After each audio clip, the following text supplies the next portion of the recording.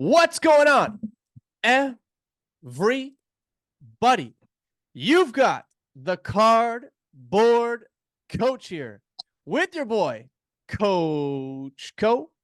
And team, today we got a very special guest on the podcast here today. We've got LEIGHTON Sheldon from Just Collect. How you doing today, man? I'm doing great, thanks. I appreciate you having me, Brendan.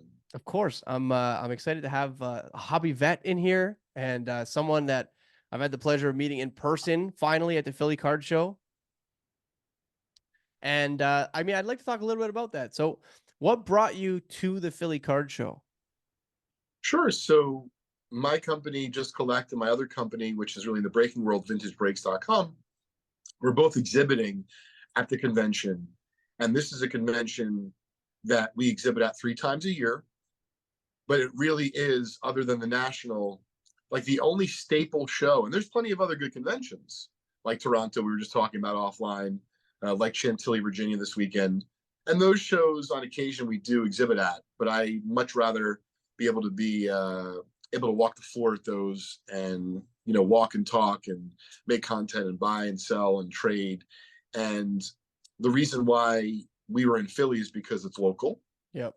The show's been running from long before it actually was in Oaks, Pennsylvania. It was in Valley Forge, and I think it was in Fort Washington.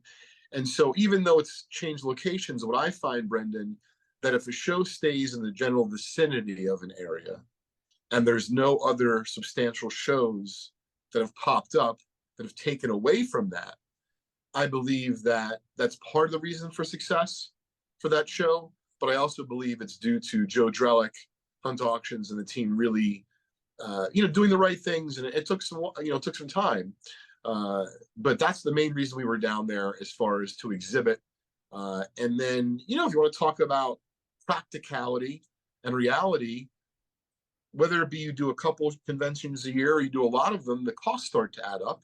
So for my team, it's a lot better just to get a few hotel rooms than, for example, have to get everyone flights. Yeah. Have to figure out how you're going to get your material to and from the convention, meaning the logistics. Of course.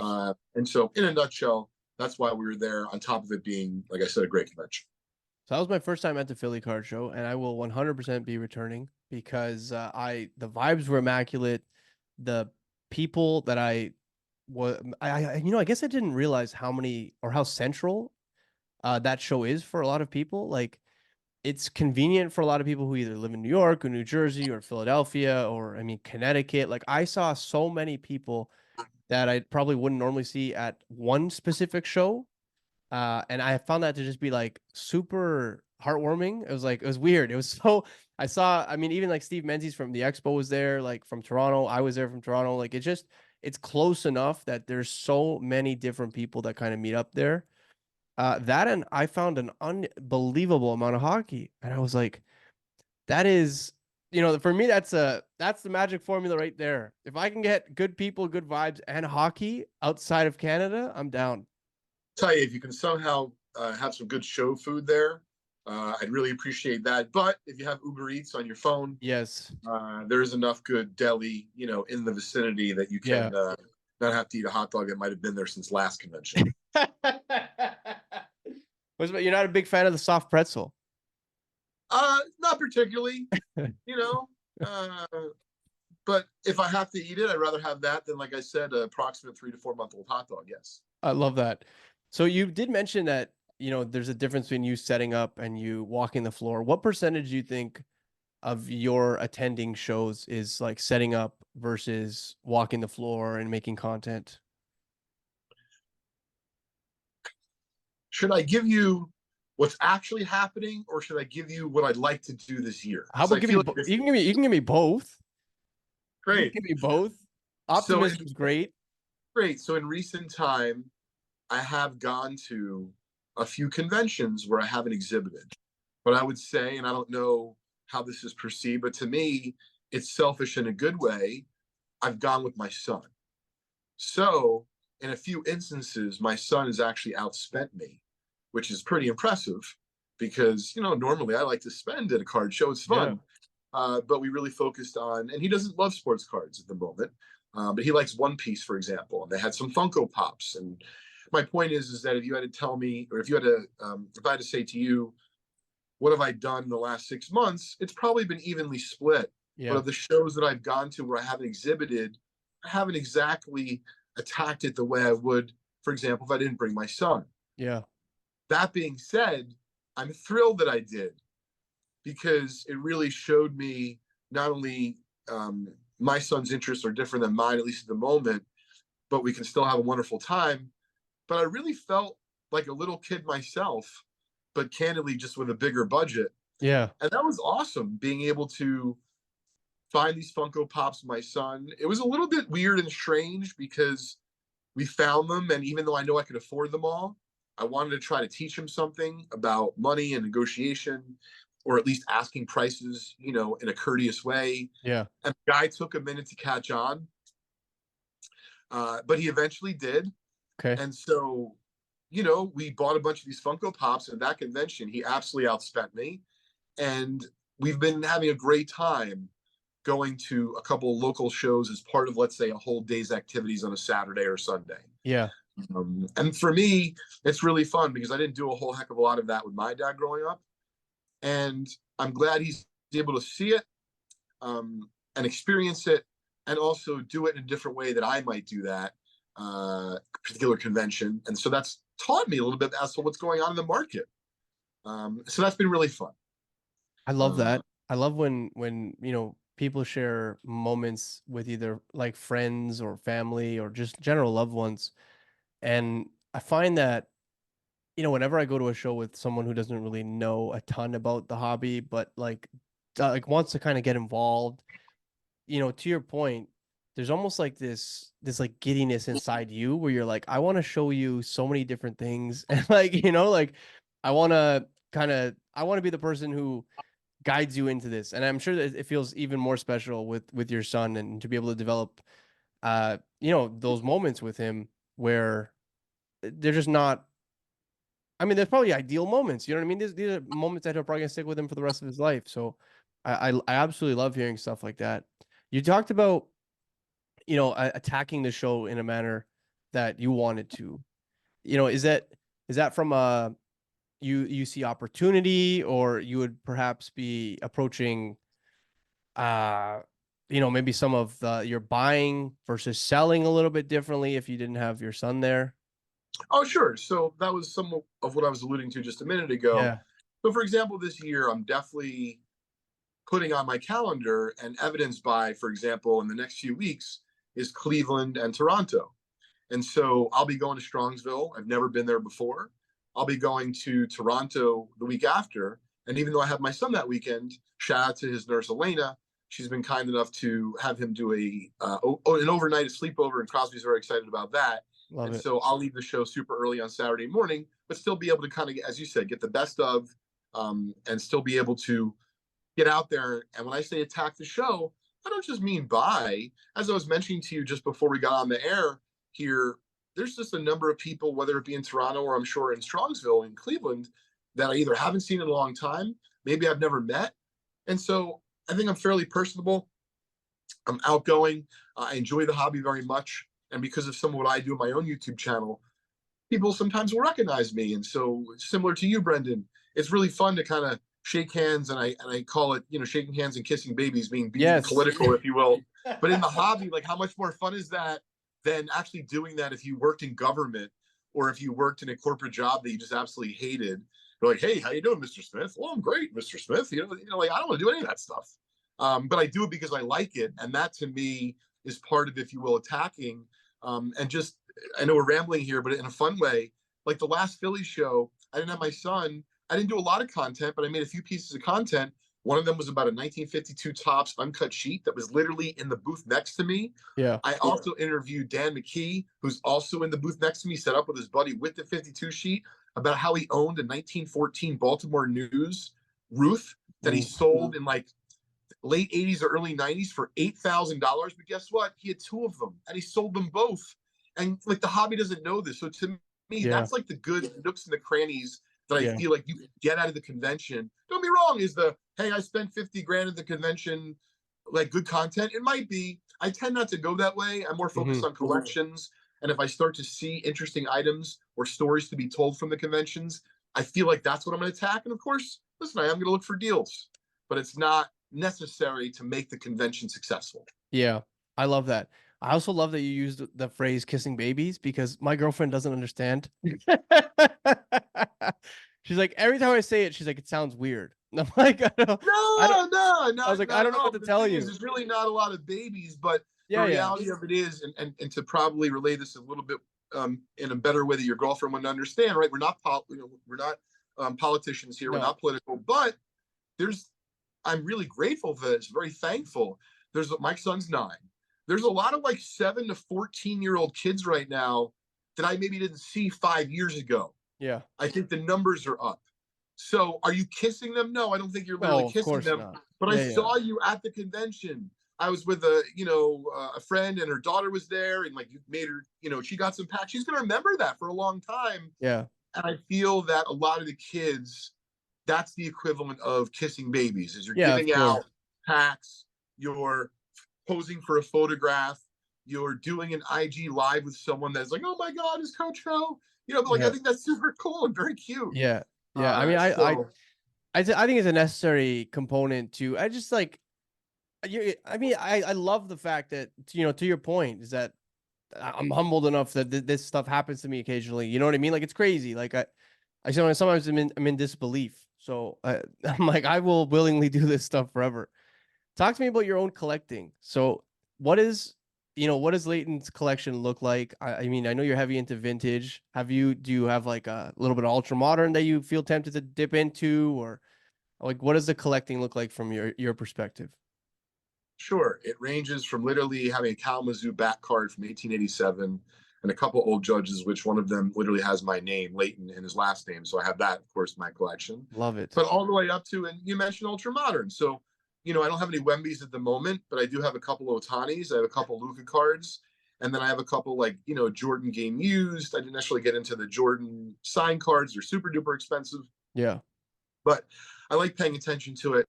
And then as far as memorabilia, I've been collecting, photographs, Type 1 photos for probably 20 years. Uh, I've only ever sold 2 photographs ever, and of course I missed them both. Um, and so my point is, I don't just collect cards. I collect memorabilia. I collect photographs, and I don't just collect, let's just say, sports, especially with photographs. I really collect moments in time or moments in history, and it's enjoyable, because I felt for a long time that photography, albeit art is right the beauty is found in the eye of the beholder. Well, I feel like the same with photographs, and so to me, it really struck me long ago, albeit black and white, like these are really works of art.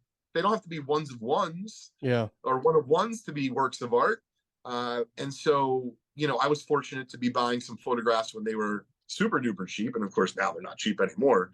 But there's still some deals to be had, and the point is that I do it because I like it. I've only sold 2 of them, and I have no intention to sell any anytime soon. So, Well, I think that's why, you were able to kind of buy whatever you wanted in that space, right? Like I think, and that's what's so interesting. Sometimes people will ask me, they're like, "Oh, what do you think like the next section of the hobby to pop is?" Or, like what's the next run up going to be? And I think the best way to operate is just to buy stuff that you actually thoroughly enjoy and you think is like undervalued or underappreciated. And you're not buying it necessarily for the sake of like, I don't know, like repurposing it or selling it or whatever the case may be, but you're just like, I can't imagine spending a better dollar in this space. Do you know what I mean? Like it's like, because there's so many options now, like, and there's so many different marketplaces and there's so many different opportunities to spend money in this space.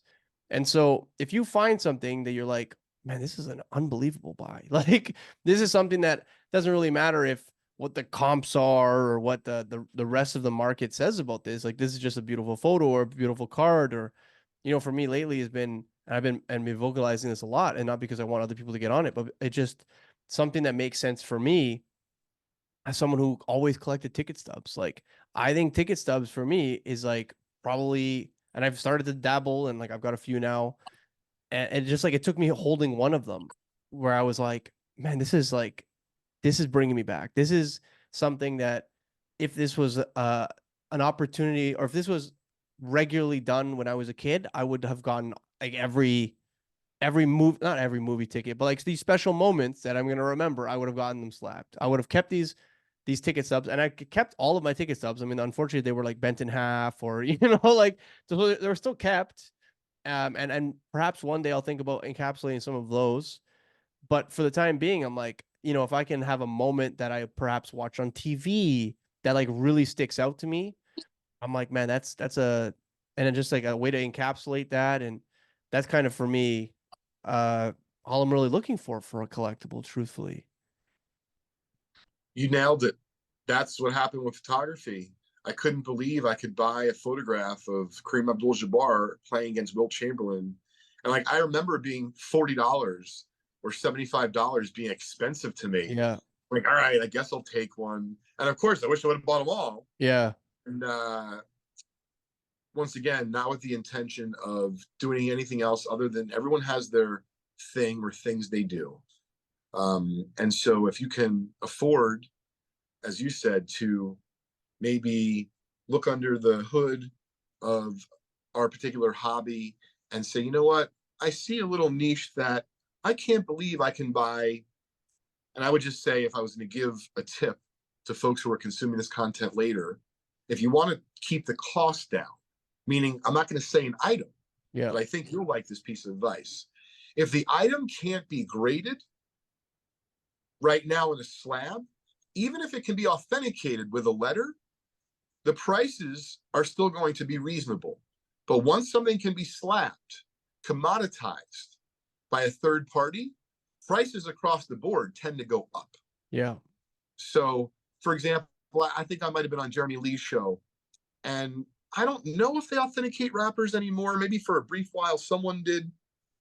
But I'm telling you, if you graded a 1952 Topps baseball penny and nickel wrapper and it got a PSA 9, first of all, those are like impossible because Yeah, I've had a couple. They're never nice, they're never mint. So I can imagine the highest graded wrapper, let's just say a really nice wrapper is like a a thousand four. bucks. Yeah, Now it's going to be 15,000. So my point is, think like that in terms of what do I enjoy, what's not being graded, but what can I tell is real, and I don't really have any horizon to sell it in any near future. That's what I would advise. I think that's really cool, actually. And it was on Jeremy Lee's show, and I think it was with me that we talked about It this. might have been, I don't Yeah, yeah, remember, you yeah. know. Yeah, I think so. I'm fairly certain. Yeah, I mean, and you're 100% right here, right? Like at some point, Type 1 photos weren't graded. And I mean, I don't know if they are graded. I know they're definitely authenticated No, now. but they're authenticated. And so Yes. now all of a Yes. sudden you're like talking about, like, people look at my photos, they're like, Leighton, you should slab that. I'm Yeah. like, why? I'm not Yeah. going to be selling it. No, I get it, right? If I kick it and my son gets it in 3 days, I mean, I'd be disappointed because I'd like to be around for a little longer than that. Yeah. But the joking aside, I'm sure that there'll be some instruction as to what to do. Yeah. But I have no intention of slabbing them in the near future. And I'll tell you, just because it came to mind, and this is very fun the way it's like free flowing here. I think I finally have just figured out what it's like to feel like an old school vintage card collector. Yeah. Meaning, I'm not going to get any of my cards graded. This is crazy. Like, But like, why would I pay you could sell someone? it for a lot more. Why would I pay someone to tell me what I already have? And they're literally not going to sell it until they're dead. And because they're 89, right? And like, this is how they enjoy life. They're spitting while they're talking to you. Yeah. They're like, I don't give a, you know what, Sonny? I'm not going to sell these in my lifetime. And I like being able to turn the pages. I like being able to smell the mustiness. And like, you know what? Here's the thing. This particular person's reached 89. Who am I to say anything, right? Yeah. I mean, you're 100% again on point there, because uh, the whole point of these things was to like play with them to a certain extent. You know what I mean? Was like actually like they were playing like playing cards. They were trading cards. Like and Sure. we don't really trade anymore. It's more like bartering and it's like, shorting stocks and all that other jazz for the most part. But so yeah, I think it's a very cool distinction, and it really does. It puts things into perspective, like what kind of different participants there are in the space. There's like, I know that we see a lot of the ultra modern stuff, and that's, you know, primarily where the content comes from. So I think that's why we feel like that's such a big part of the market. But I mean, the lifeblood is are those 89-year-olds who are flipping through pages. And I mean, if you ever go to one of these shows, if you listening haven't had the opportunity to, like a Chantilly or like a Philly card show, I mean, you're gonna see people probably posted up with chairs, sifting through binders and like figuring out, you know, they need cards to complete their books or Frankly, their those are the sets. kind of folks that might like elbow you first to the spot because they know it's a fresh group of 58s. And of course, I'm having some fun with this. Um, for those that are listening that maybe want to know, because they might comment in your comments, hey, how do I find out info? The Philly Show, all you have to do is go to thephillyshow.com. Their next convention will be in September. Then their schedule goes, the next one will be in December. So that's why the spring one's always special, because after the March show, it's really not until after the national in Yeah, September start settling back into the football season and school, so on and so forth. And so go there for more info. They have amazing autographed guests, and as Brendan said, it's just a wonderful experience. I love that. Talk to me a little bit about Just Collect. How did that start? Where, yeah, you know, we can go even further back. Like, where does the hobby start for you? Where does the journey start? Sure. Well, I'll try to consider that you probably have other things to do today, so I'll try to keep things succinct. Uh, thanks for laughing. Uh, so, uh, bottom line is this: that when I was a really, really young kid, I loved baseball. Okay, and I lived in Sayreville, New Jersey. I was born in Brooklyn, New York, but my parents moved out to Sayreville, New Jersey when I was probably a year and a half old. And I'm the oldest of four kids. And we moved from Sayreville, New Jersey to Manalapan, New Jersey, where my parents still reside. And the reason why I bring this up is because I specifically remember that when we moved, and it was about mid third grade from Sayreville to Manalapan, New Jersey, that I believed I used to, my last name Sheldon. So we used to call, when I say we used to, me primarily, I would call my backyard Sheldon Stadium. And I had a Fisher Price bat, and I was always losing balls. And I could hear my mom, even still now, screaming, "What the hell did you just do with those last three balls we put you?" And the thing is, I really not only loved baseball, but I fell in love with sports. And if you had to ask me at that age what I wanted to be, absolutely a professional baseball player. And for a long while, as I grew up, we moved to Manalapan, New Jersey. We had a really beautiful backyard. I mean, Brendan, I played a ton of baseball. So the reason why I'm giving you this background, Yeah. my love for cards didn't come from anything else other than my love of baseball, my love of sports. And then I remember buying my first packs. I'm like, this is effing awesome. I don't know if you curse in your show. Yeah, yeah, So, yeah. uh, Well, um, yeah, we're yeah. good. So, like I'm pulling out Donnie baseball from packs, and I'm like, wait a minute, I can buy his rookie. And I remember that was the first ever really expensive card I bought. It was $30. It was from Mr. D's, Fred DeBella on Route 18 flea market in New Jersey. I mean, I can tell you, man, I can feel the goosebumps That's an still expensive walking around. card back then, man. Are you kidding me? Yeah, I remember yeah. talking to my father. My father won't be bothered. He's like, "You're gonna take $30 and buy this?" I'm like, "All right, well, I'm not gonna talk to you about this any further. I'm gonna decide on my own." And then, I remember I rationalized it to myself. I'm like, you know what? I'm gonna sell something that's gonna give me $8. I'm gonna do the lawn, and before I know it, I'm gonna have $30 to put back in my savings. And I bought the card, and for a long, long time, I'm sure it's still in my collection, wherever that is. I literally put a gold star in the back of the top load, so I knew even after all these years what was the original Donnie baseball 84 tops I owned. But that's how little money I had. I couldn't afford the Donruss. Yeah. Donruss would have been like I would have had to like rob someone to be adopted by their family. I mean, there's no way I was getting the Donruss. So the tops was just okay. And so fast forward from there, I really did take an interest in baseball cards, to start. Eventually, sports cards. And then probably when I was about 12 or 13 years old, started to go to these conventions and really started to like buy and sell, if you will, the trade. I didn't really like what was going on, I'll be honest with you. And so I shout out to Kenny Reed and Mark Piron. They're buddies of mine. We're still friends on Facebook. Mark Piron was on our rec ball championship team. So, we got ties forever, man. Yeah. And we split a table for $35 three ways back in, I don't know, 1989, give or take or so. Love And it. like from there, whatever the number I did that day, $42, $81. I mean, I was ecstatic because I paid, 9 for the booth or 12 Yeah. for the booth. And You made money that really, day. that's all she wrote. I mean, I could talk forever, but I went to Rutgers College. I wanted to play pro ball. I kind of figured out I wasn't going to play pro ball. And so I wanted to figure out something that was going to be really cool for a living. And I didn't really want to work in corporate America, even though I graduated Rutgers College with a finance degree Yeah. and in marketing. I decided to try to not work in corporate America. And my first job was working for Mark Murphy, the baseball card kid. For those that don't know who he is, he was kind of like the Steve Hart, the BBC exchange before Steve Hart. He did rapping, he knew Unopened, and it was a lot of fun. You know, I was kind of like his apprentice and then ran the business for a couple of years. And I worked in an auction house called Leland's after that. Yep. And then to pause, I started Just Collect about 18 or so years ago, maybe a drop more. And here we are today. I love that, man. That is an extensive background. And not because you didn't stop talking. That's not what I meant. Okay.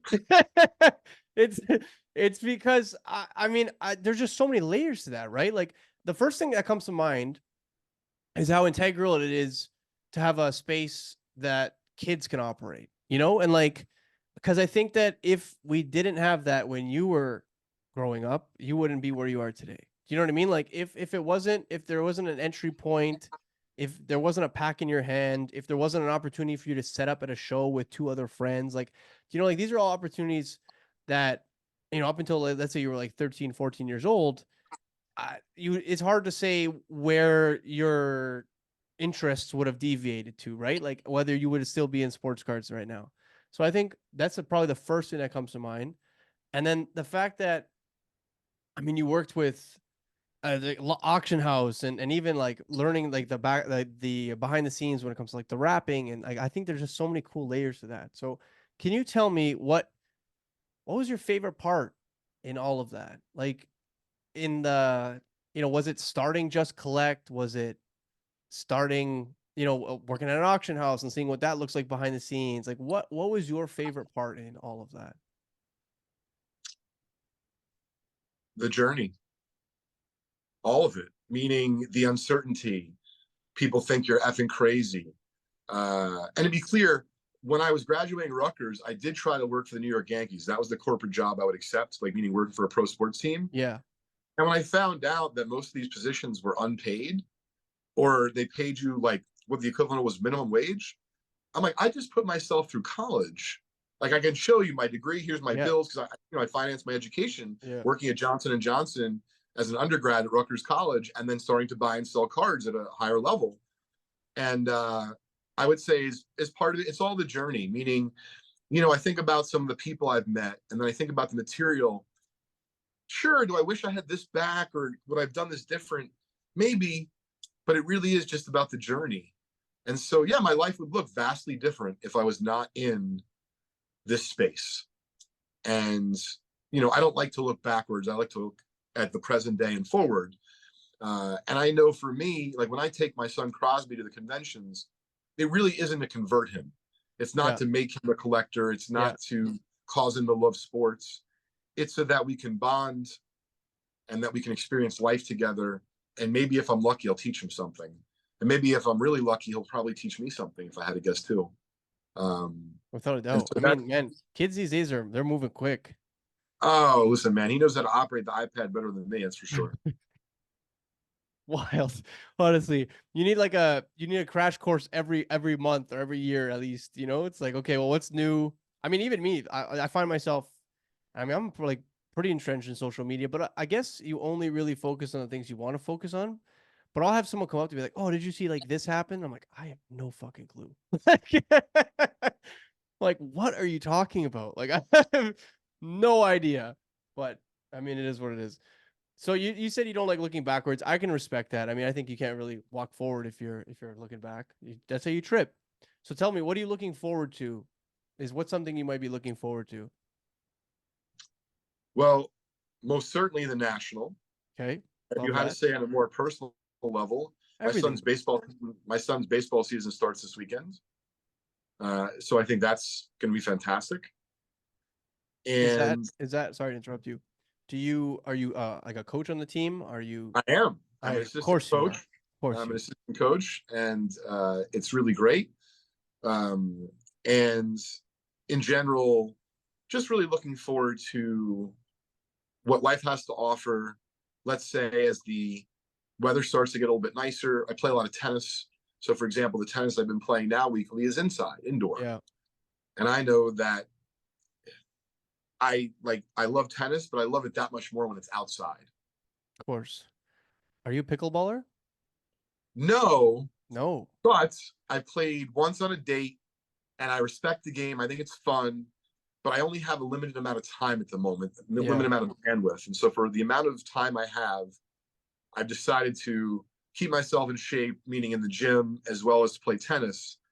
But I don't have, like, I want to play more tennis. So I don't have enough time right now to be Take picking on up pickleball. take on a new thing. Yeah. I guess the only reason why I suggested that is 'cause I pickleball's indoors too. Yeah, I think. Well, it can be both. It can be both. Yeah. Okay. Yeah, because I was like, you know, maybe if I just didn't know if pickleball was designed, and excuse my ignorance, everybody who's listening right now, if someone plays pickleball regularly and I just offended them, please do not hesitate to let me know.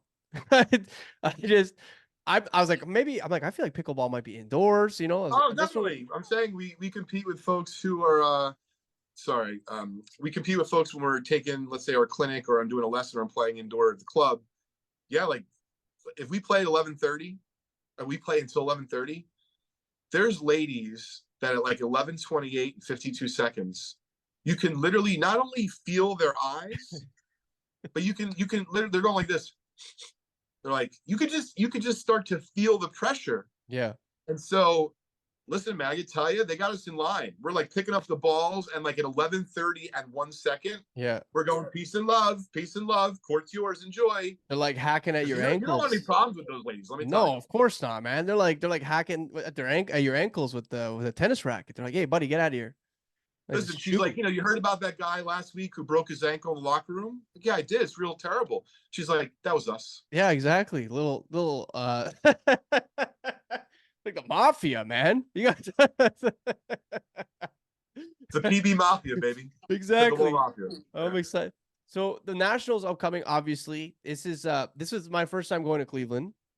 Is there, and you know, for anyone listening, is there anything that they can look forward to? I mean, in past Cleveland shows, I've you know, I've spoken with a little bit with Al and Ray for the Nationals. So I mean, there's a few cool things coming up, including 3 separate trade nights, which I think is amazing, especially given how important trade nights have become for all shows. But you know, I'm wondering, as someone who's been in the hobby for quite some time, if there's any, you know, tips specifically maybe for Cleveland for anyone listening.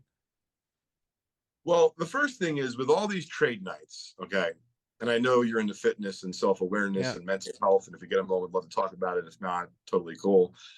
But man, if there's ever a convention to be in shape for physically and to get a great pair of sneakers, it's the National. And now, when you add to it this layer of trade nights, I've done a few of them, meaning participated.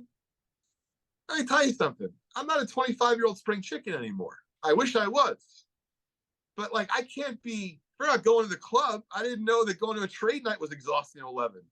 Let me tell you, if you want a good deal, find me at about like 11:15 p.m. when I'm wrapping up from a trade night. It doesn't have to have any alcohol involved. Yeah. Just, I'm tired from starting my day at 7 a.m. Yeah, Well, you have any advantage with you? I don't even want to carry it with me. You know what I mean? You're like And the next day, people at the show are like so happy to see you. Like, why is everyone so happy to see me? Like, that was a great trade you did yesterday, late. Like, what are you talking about? And you look in like your little whatever cases of one Yeah. of your choice that you carry. Yeah. Huh, I used to have a Hank Aaron rookie. Now I have some Bojan Bogdanovic rookies. What? Yeah. I don't understand. Yeah. That's hilarious. I love that. It's true. And people don't understand how.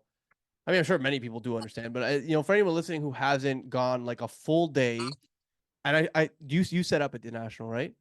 We do. Yeah, see, that's next level. But so I don't even set up, but like I'm around, I'm talking, I'm buzzing, whatever the case may be. And then to do all that, let's say from pretty much open until doors close, and then to do a trade night afterwards.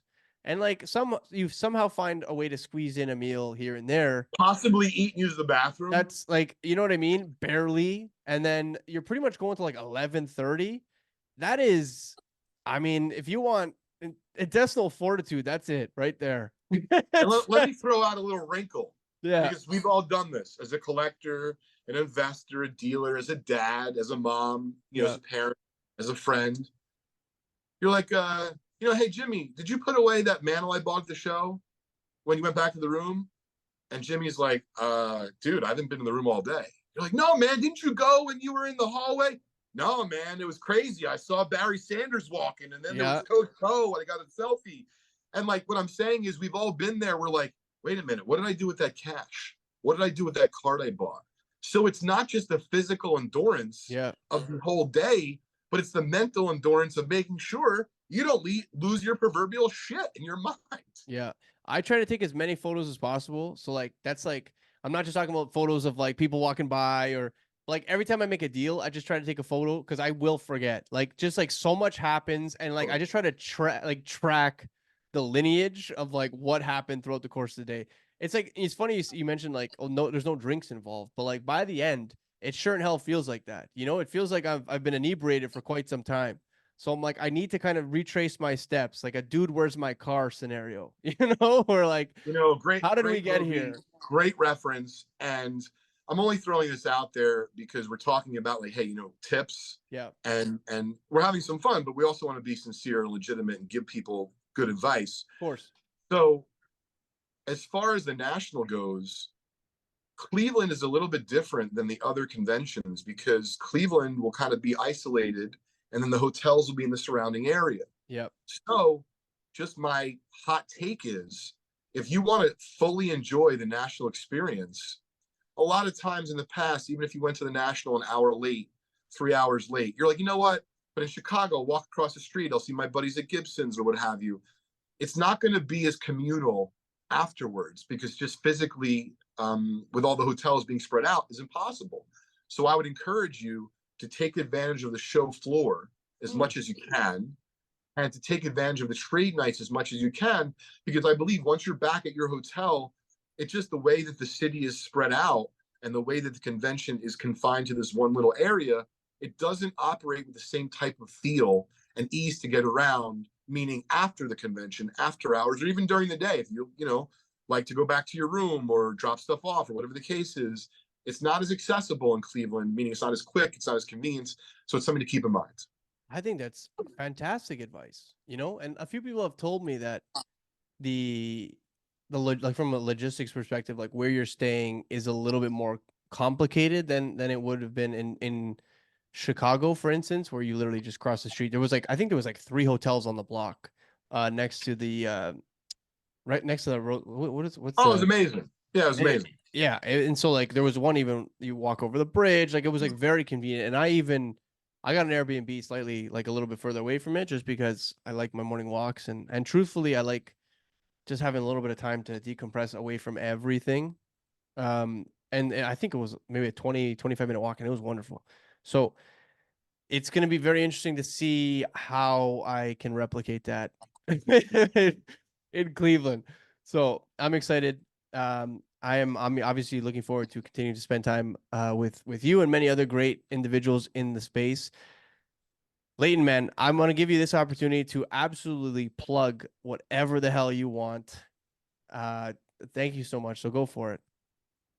Well, I appreciate you having me on, Brendan, Of very course, much. man. And, I'll keep it simple. So, first, for those that don't know me, my name is Leighton Sheldon, and I'm the owner of JustCollect.com. We buy, sell, and appraise vintage cards. And in my lifetime at our company, we bought and sold over $50 million of vintage cards. And so it's really cool if you have a single graded card, if you have a collection of vintage cards, if you just have a set and you want to get my opinion on it for free, you could simply DM me on Instagram, Leighton Sheldon or Leighton_Sheldon. You can email me direct, Leighton@justcollect.com. Of course, you can go to our website, justcollect.com, and fill out the free appraisal form. And we of course appear at a variety of different trade shows, throughout, the year, including the national. But if you want to see and learn about some of my travels and check out some of the amazing stories and the videos behind my collections, I highly encourage you to check out my blog at blog.justcollect.com. And it's going to show you some behind the scenes as far as these collections that I've had to travel afar for, what I've done logistically to deal with them, how the deal making process can be a little bit nerve wracking, and all that good stuff in between. So I encourage you to check that out. And I'm also a co owner of VintageBreaks.com. We were the first company to open up old vintage packs from the 50s, the 60s, all that really tough to find, amazing vintage stuff. We were the first to do it. And we are the world leader in set breaks. For those of you who do not know what set breaks are, we take, for example, a 1959 Topps baseball set. There's one of each card. And listen, there's a lot of different ways to break. But personally, for me, if you got 12 or 15 bucks, there's no better way than to deploy that money into a vintage set break, because you might get a common, but you know you're going to get something. But you might Yeah. get a Mickey Mantle from that year. You might get a Bob Gibson. So I encourage you to check out our set breaks, or for that matter, any other breakers that are offering set breaks. Just a really fun way to participate in the breaking hobby without maybe participating in Wemby Mania. And so that's all at vintagebreaks.com. And lastly, because you allowed me kindly to plug everything, I do have my own podcast, Trading Card Therapy. We drop it every Friday at 3 o'clock Eastern Time. Love it, man. I thank you so much, team. I hope you enjoyed hearing so many great stories from Leighton Sheldon. If those weren't enough reasons to go follow, I mean, I don't know what else you're gonna need. You have the experience, and you've got personality, and you've got a tons of fun in between. So I hope you enjoyed this week's episode of the Cardboard Coach featuring Leighton Sheldon at Just Collect. Team, thank you so much again, Leighton, and have a good one.